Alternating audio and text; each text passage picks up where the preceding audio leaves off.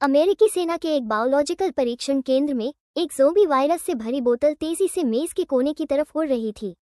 जैसे ही वायरस से भरा कंटेनर टूट गया, हवा के संपर्क में आते ही वो वायरस तरल तेजी से वाष्पित होने लगा।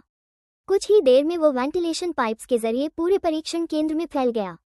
तेज सूंघने की क्षमता वाले सुरक्षा कुत्ते ने सबसे पहले खतरे को महसूस किया, लेकिन उस वक्त वहां मौजूद स्टाफ को किसी तरह की कोई असामान्यता महसूस नहीं हुई। केंद्र की आर्टिफिशियल इंटेलिजेंस रेड क्वीन ने भी बहुत जल्दी हवा में फैल रही ज़ोंबी वायरस का पता लगा लिया।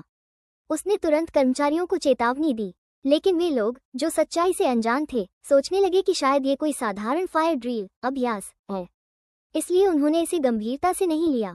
ये देखकर रेड क्वीन ने तुरंत डिफेंस सिस्टम एक्टिवेट कर दिया। तुरंत ही सभी दरवाजे बंद हो गए और उन्हें खोला नहीं जा सका। वायरस के फैलाव को रोकने के लिए रेड क्वीन ने तुरंत जहरीली गैस छोड़ दी, जिससे सभी वायरस ग्रसित लोग वहीं साफ कर दिए गए। लेकिन उसके इस असामान्य व्यवहार ने जल्द ही सेना का ध्यान खींच लिया।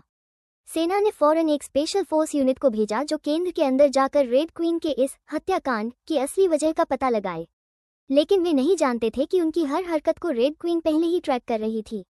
मुख्य पात्र एलिस धीरे धीरे बेहोशी से होश में आती है।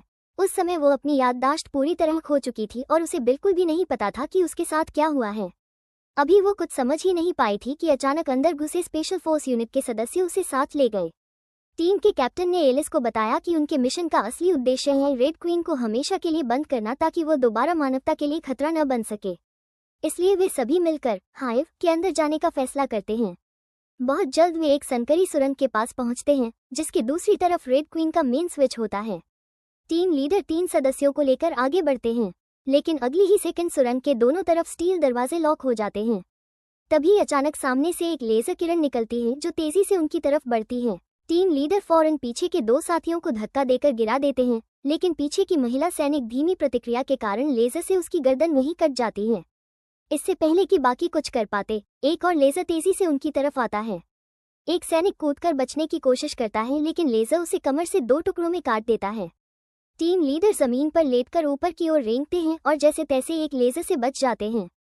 पर अचानक एक और लेजर आ जाता है जो आगे चलकर एक जाल का रूप ले लेता है।